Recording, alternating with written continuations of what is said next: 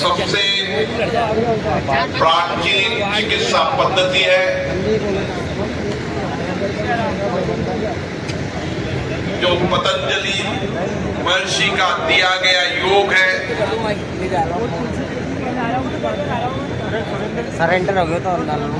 और आयुर्वेद पद्धति जो प्राचीनतम है, लेकिन आधुनिकता के साथ दुनिया के अंदर आज सबसे ज्यादा चिकित्सा क्षेत्र के अंदर लोगों को रोग निरोध के साथ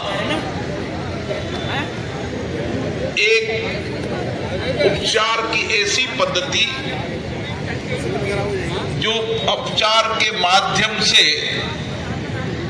लोगों की जीवन शैली भी बदलती है, रोग प्रतिरोध की क्षमता भी डेवलप करती है और उसके जीवन के अंदर योग प्राकृतिक चिकित्सा से उसकी जीवन की स्वस्थ जीने की धारणा भी बनती है। और इसीलिए कोटा का ये आयुर्वेद चिकित्सालय स्वर्गीय दाऊदयाल जोशी जी जो खुद वैद्य थे, जिन्होंने लोगों की चिकित्सा पद्धति से सेवा करी, समाज के अंदर समाज के अभाव, कठिनाइयां, चुनौतियों के लिए लड़े और विधायक से लेकर सांसद तक बने। हम सबके लोकप्रिय नेता स्वर्गीय दाऊदयाल जी जोशी जी के नाम से अस्पताल शुरू हुआ था। एक छोटा सा नन्हा पौधा आज इस संभाग का सबसे बड़ा आयुर्वेद चिकित्सा महाविद्यालय बन रहा है। और इसके लिए मैं राजस्थान सरकार के लोकप्रिय मुख्यमंत्री माननीय प्रेमचंद जी बेरवा जी को बहुत बहुत साधुवाद देता हूं, धन्यवाद देता हूं। और ये महाविद्यालय मैंने मांग की कि इस महाविद्यालय का नाम भी स्वर्गीय दाऊदयाल जोशी आयुर्वेद महाविद्यालय रखा जाए, क्योंकि उन्होंने एक पौधा लगाया था और उनका जीवन पर्यंत लोगों की चिकित्सा, उनकी सामाजिक सेवा, उनके जीवन परिवर्तन के लिए लगा था। माननीय मंत्री जी ने सिद्धांत रूप से इसकी सहमति दी है। साथियों, हम सब जानते हैं योग आयुर्वेद पद्धति हमारी 3000 वर्ष पुरानी योग पद्धति है। और 3000 वर्ष पूर्व उस समय के महान ऋषि सुश्रुत और ऋषि चरक जी ने इसको उस समय के जीवन के अंदर लोगों के उपचार के लिए लाए थे। और योग भी हमारी इसी तरीके से सबसे प्राचीनतम पद्धति है। महर्षि पतंजलि जी ने योग के सिद्धांतों को लागू किया, योग की आचार संहिता बनाई और हमारे ऋषि मुनियों ने इसके अभ्यास को किया और हमारे प्रधानमंत्री माननीय नरेंद्र मोदी जी ने इसको दुनिया में पहुंचाने का काम किया। यह हमारी विरासत से लेकर इतिहास तक की कहानी है। और इसीलिए आज भी व्यक्ति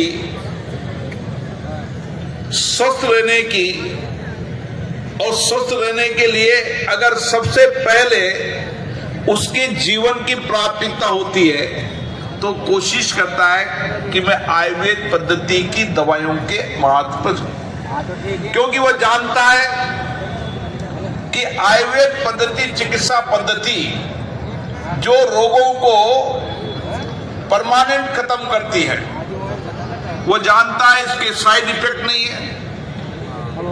मैं किसी की आलोचना नहीं कर रहा, लेकिन हम सब जानते हैं कि एलोपैथिक दवाइयां केमिकल के आधार पर बनती है और आयुर्वेद की दवाइयां हमारी जड़ी बूटियों से बनती है।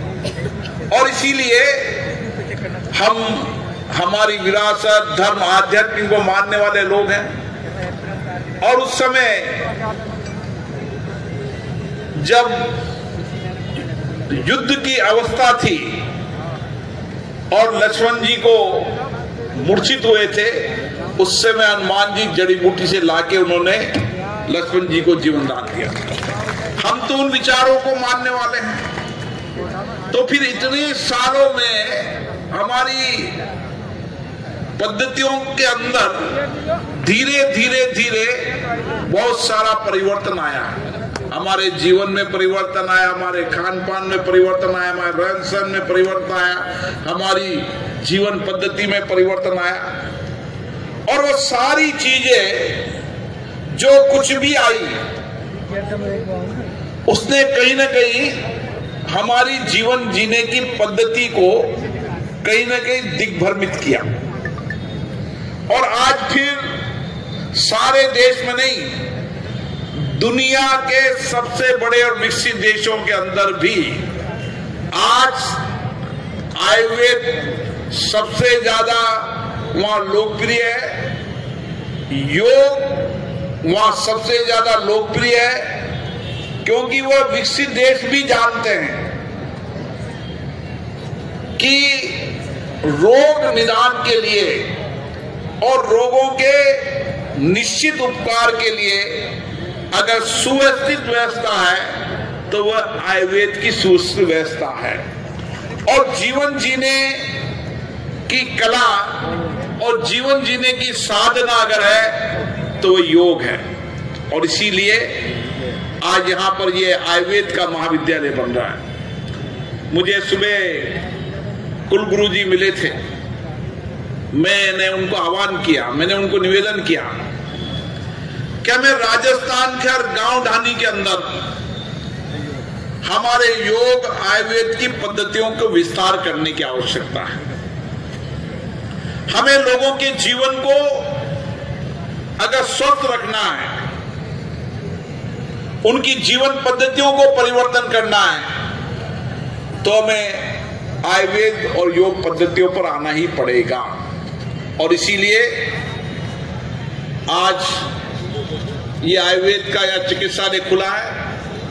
आने वाले समय में उप मुख्यमंत्री जी ने कहा है, हमारे विधायक मोदी जी कान में बात कर रहे थे, उनका भी बहुत बड़ा योगदान यहाँ पे उन्होंने विधायक कोष का सबसे ज्यादा पैसा यहाँ पर दिया औषधि पार्क बनाने के लिए।